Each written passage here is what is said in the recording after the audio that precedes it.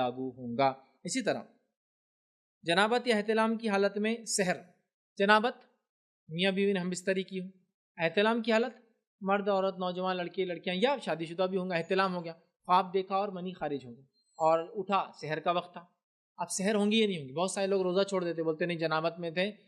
جنابت سے یا احتلام کی وجہ سے روزے اور سحر کا کوئی تعلق نہیں ہے، آپ آرام سے سحر کیجئے، بس اتنا ہے کہ کھانا کھانے سے پہلے وضو کرنا چاہیے، حدیث کے اندر آتا ہے چونکہ وہ غسل اس کا ٹوٹ گیا ہے، وضو کر لے اور کھانا وغیرہ کھا لے، اس میں کوئی حرج نہیں ہے۔ آئیے وہ حدیث ہم سن لیتے ہیں، نبی اکرم صلی اللہ علیہ وسلم کے تعلق سے ایک بڑی مشہور حدیث ہے۔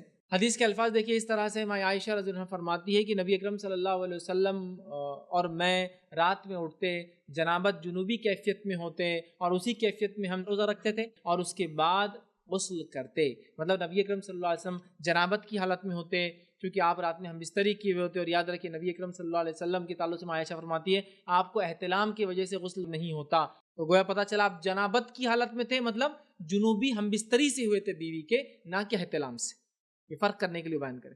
تو نبی اکرم صلی اللہ علیہ وسلم اور وہ ہم بستری کرتے رمضان کی راتوں میں، اور اس کے بعد ان کو وقت نہیں ملتا، موقع نہیں ملتا، حتیٰ کہ فجر کا وقت آ جاتا، سحر میں اٹھ کے وہ سحر کرتے، سحر کے بعد نبی اکرم صلی اللہ علیہ وسلم کیا کرتے؟ پھر غسل کر کے نماز کو جاتے۔ تو لہٰذا سحر کا کوئی تعلق جنابت سے یا احتلام سے نہیں ہے۔ آپ ناپاک کنڈیشن میں، حائضہ عورت کے لیے بھی یہ مسئلہ ہے کہ حائضہ عورت حیض کی حالت میں تھی، رات میں تھی، حیض رات میں ختم ہو گیا، اب سحر میں اٹھی ہے تو وہ آرام سے جو ہے سحر کر لے، اس کے بعد فجر سے پہلے غسل کر لے، کیونکہ روزے کا تعلق طہارت سے نہیں ہے۔ یہ الگ بات ہے کہ منی خارج ہونے سے روزہ ٹوٹ جائیں گا آپ کا جان بوجھ کے ہم بستری سے، لیکن خود بخود نکلنے سے نہیں ہوتا، چاہے بیماری سے نکلے کسی اور وجہ سے، ٹھیک ہے، سمجھ آپ بات کو؟ تو لہٰذا یہاں آپ جو ہے جس کیفیت میں ہے وہ صرف غسل نہ ہونے کی کیفیت ہے اور اس کا کوئی تعلق روزے سے نہیں ہے، روزہ شروع ہو جائیں گا، اب آپ کو غسل اور وضو لگیں کس چیز کے لیے؟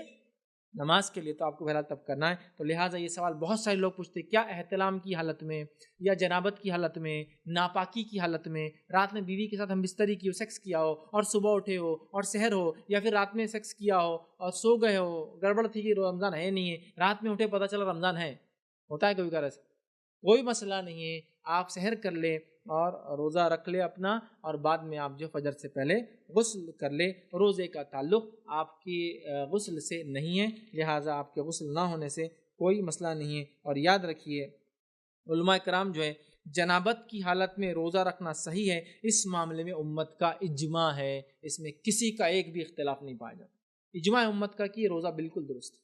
تو جنابت کی حالت میں اگر کوئی اٹھے اپنا روزہ رکھے، بعد میں اس کو فجر سے پہلے غسل لینا ہے۔ یہ چند باتیں۔